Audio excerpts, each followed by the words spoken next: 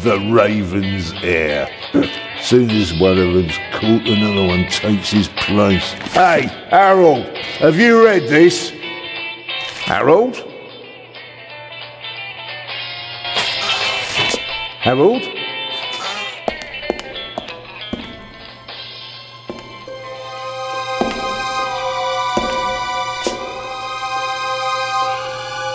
Harold?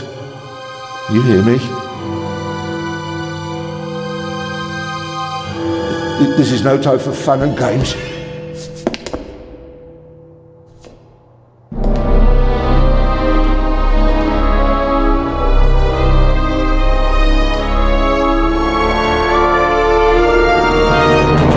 Shh! Calm down. I'm a copper. We're on the same side. A copper? What are you doing here? And where's Harold? Harold? Well, there's another guard back there unconscious. That's probably him. The Eye of the Sphinx. Where is it? It's there. Oh, good. Then he hasn't got it yet. You mean the Raven's heir? Shh! Turn it off. He's gonna steal the eye. But how do you know? Doesn't matter. All that matters is that we catch him. Do you understand? Yeah, but... Do you understand? You and me, mate. We'll be heroes. All right, now, we just have to... What? Halt! Stop! You're under arrest!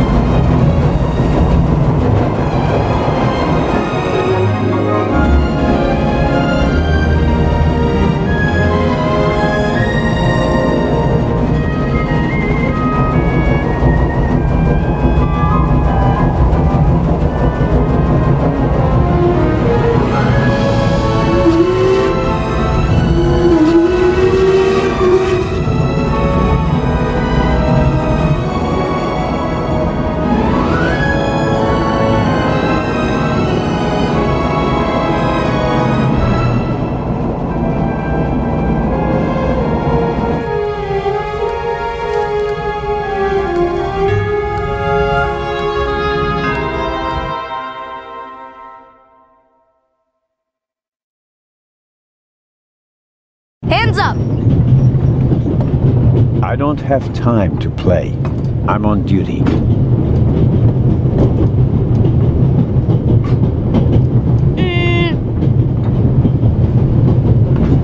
You're funny, but you don't look like a real cop. You don't even have a revolver.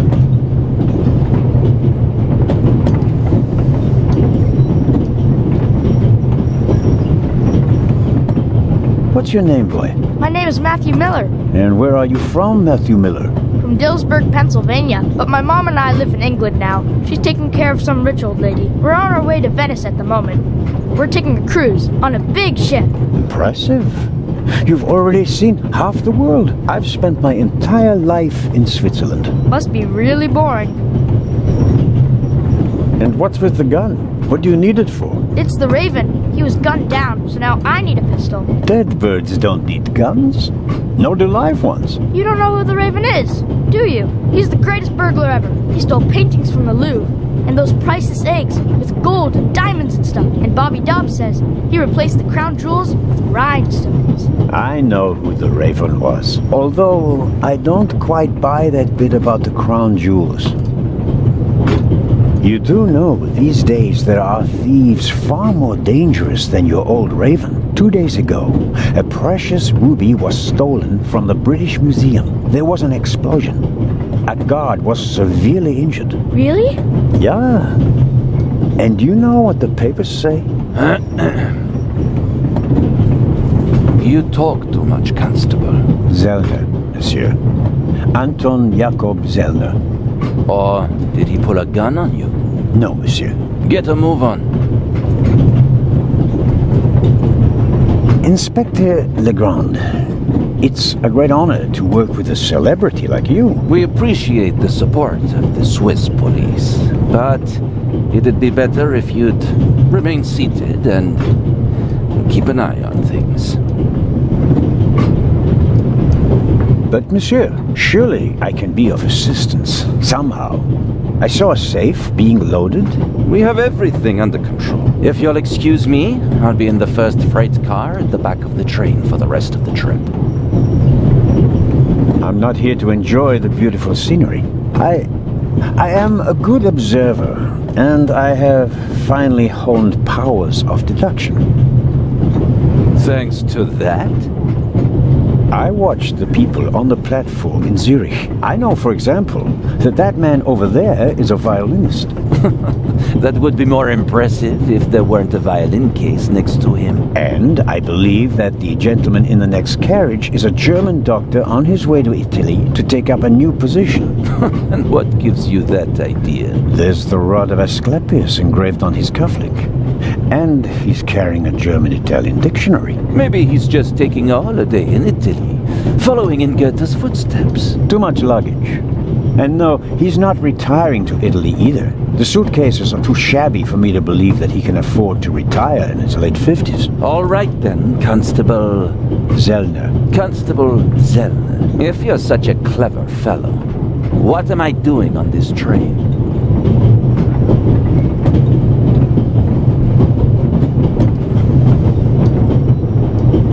I think you're looking for someone. You're just guessing. If I were looking for someone, I wouldn't spend the trip cooped up in a freight car, now would I? Well, that would seem to indicate that you're guarding something. And what might it be?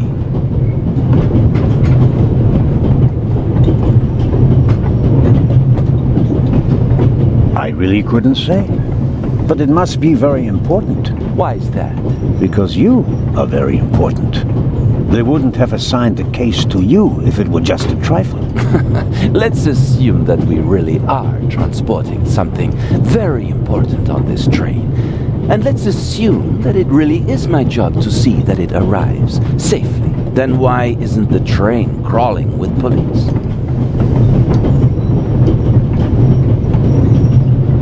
You don't want to arouse attention. Évident. But why not? It's a trap. You've got a vivid imagination. I'll give you that. Well, that is impressive, I admit. But the fewer people involved, the better. We'll get along fine without you. You won't. Won't? Pardonnez-moi. I can help. And I will help. You're in my country. And I've been ordered to assist you. And that's exactly what I'll do, whether you like it or not. Clever and stubborn. Your commitment speaks volumes, Zellner. But this is my show, and I don't need you. Bon voyage. But how do you know?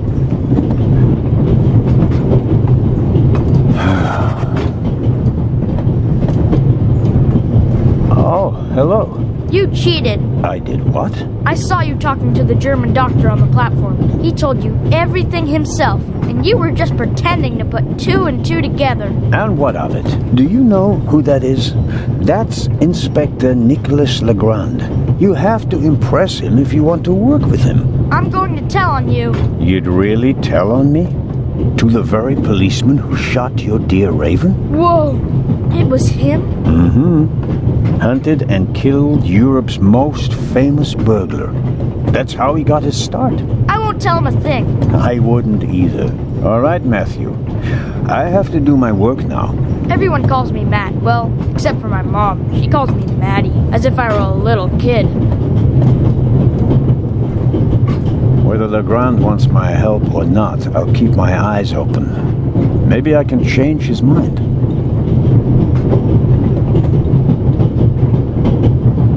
All right.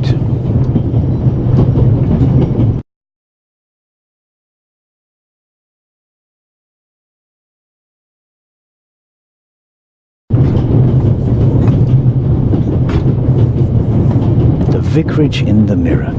A detective novel by my favorite author, Lady Clarissa Westmacott. For years now, I've been trying to convince my theater group to stage one of her plays.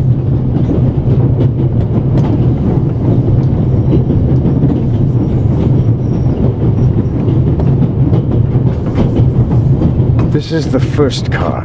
The coal tender should be directly beyond this door, and in front of it, the engine. The large map shows the different routes of the Orient Express. This train began in Paris and ends in Istanbul as usual. Unfortunately, it will make most of its journey without me.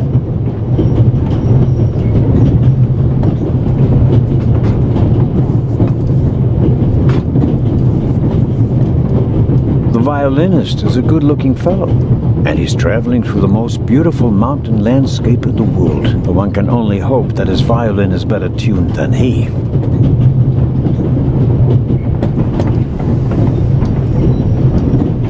Hello, sir. Hello.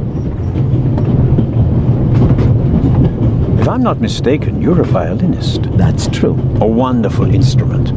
The violin music touches the soul. That's why I learned to play it.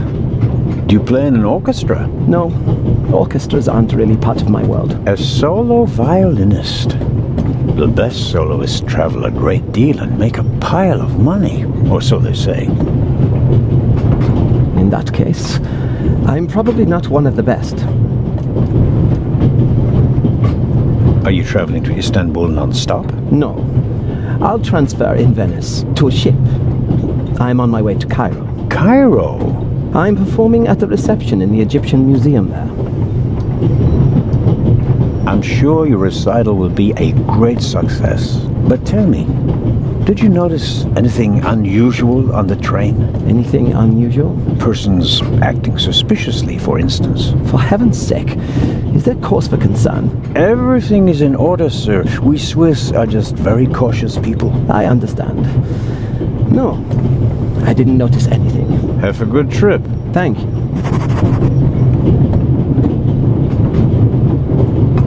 Very kind of you.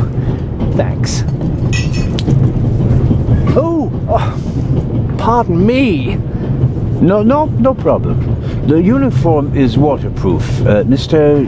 Lucien. Professor Edgar Lucien. Oh, a professor. Are you a scientist? Do you teach at the Sorbonne? No, I work at the British Museum in London. You don't say.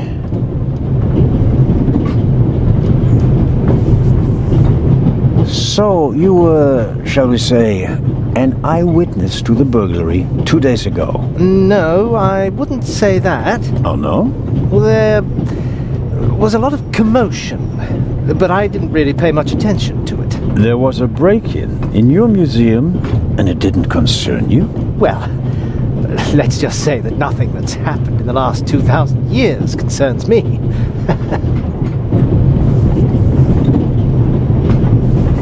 May I ask where you are going? Of course. To Venice. I'm going to meet some colleagues there. Oh, Venice. A beautiful city, or so I'm told. Indeed. But I really have to take my leave now.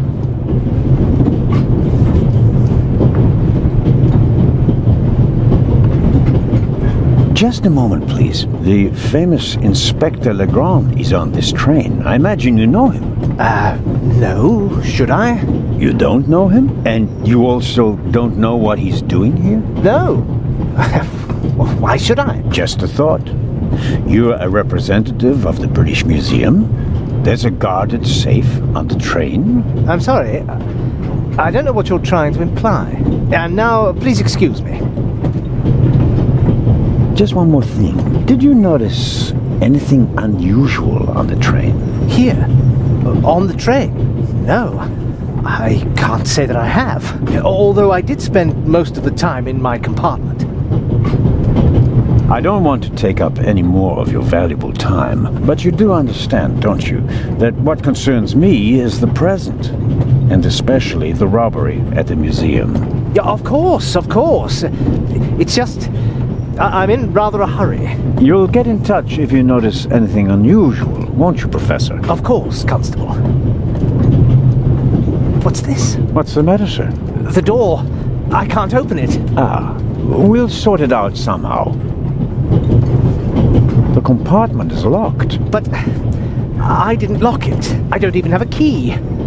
I asked the steward. He was going to bring me one, but he never came back. Someone locked it. Find the steward.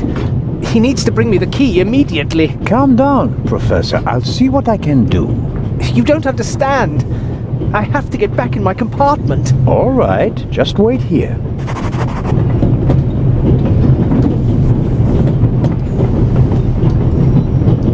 Perhaps a thoughtful conductor noticed that Professor Lucien wasn't in his compartment and locked it.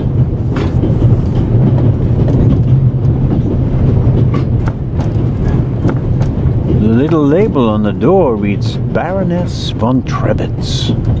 Blue blood on the Orient Express.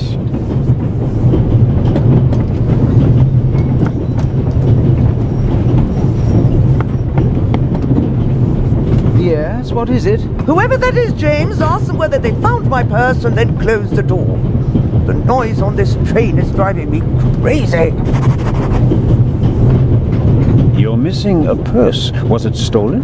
At the very least, I cannot find it, sir. It was stolen.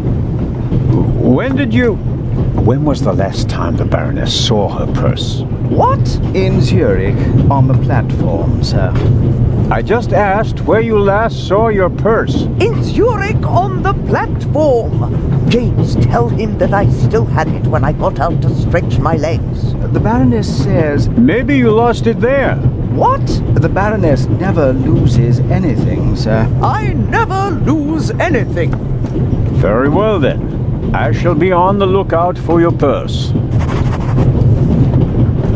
If I might ask you a few questions about your fellow passengers. I thought he was looking for my purse. James, tell him to look for my purse. The Baroness wishes that you search for her purse. But couldn't we perhaps... All right. First, the purse. I will have a look around. Thank you, sir.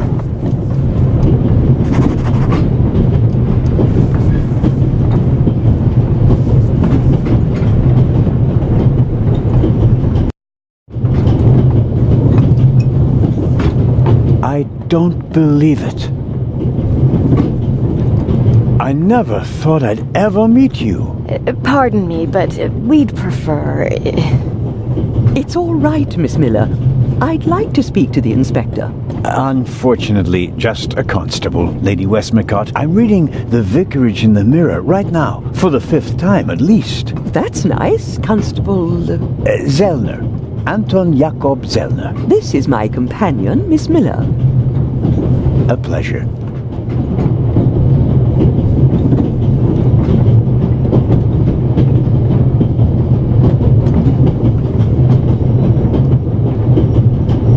May I ask what you're doing here?